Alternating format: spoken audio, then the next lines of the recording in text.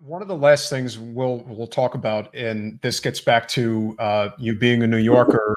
If you look at the New York City mayoral race and just the way that elections are done in New York City, for all its flaws, it really has it almost to a science now in terms of the way it should be done throughout the country. You've got matching funds 8 times the dollar, which is amazing for grassroots candidates.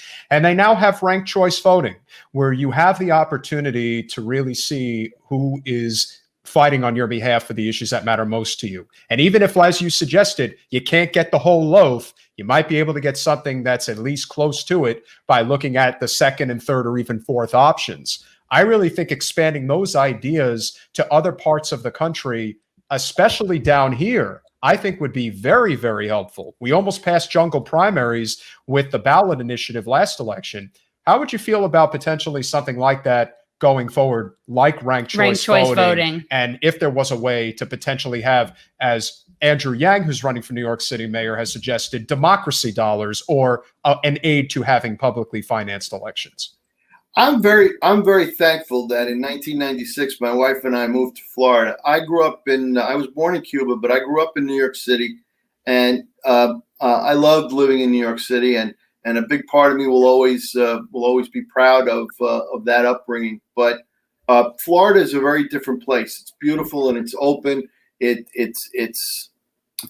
The quality of life here is really on the eastern seaboard of the United States. It's incomparable. Frankly, I don't know that I'd ever move out of Florida. But Florida is a peninsula, and unlike New York City, it's not affected by neighbors.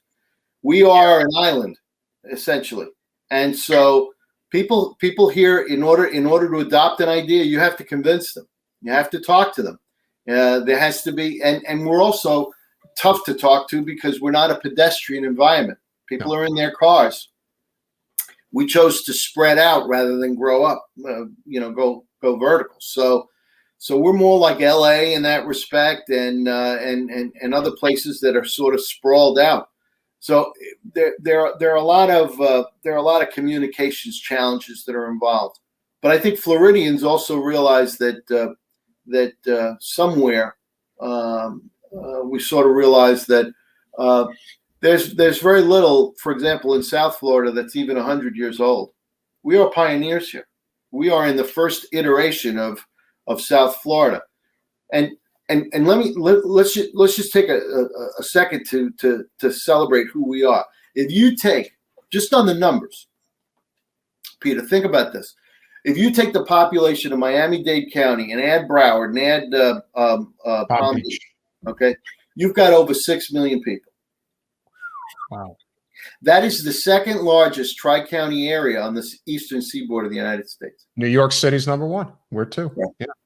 Yeah. And overpopulation is a problem. People will say, well, what about Boston? Not even close. They have 1 million people there. Well, what about Philly? Not even close. 1 million people there. We are the second largest tri-county area on the eastern seaboard of the United States. This is big business. And we're an international place. Oh, yeah. We are a nascent community by New York City standards. New York was incorporated, I think it was 1622. Right. So we're just getting started here. This is we're on our first layer of we're still completing Pembroke Road.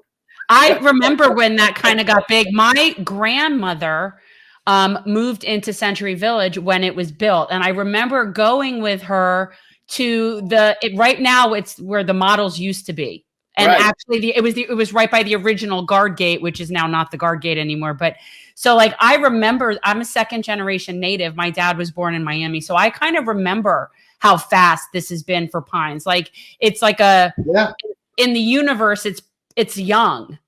Yeah. Our city is only 61 years old as an incorporated city. So there's a lot for us to discover, and when I look at the crop of young leaders that are coming up who are increasingly taking the mantle of positions of authority, I am very, very enthused because I see in them a sort of steadiness of a determination to do better, and it gives me a lot of hope. Even though the current situation is so difficult, and it has been so difficult as I've described, certainly since 9/11, over the last 20 years or so, they give me a lot of hope, and I think good things are coming, and people should not sort of throw their arms up and say, "Oh, I give up."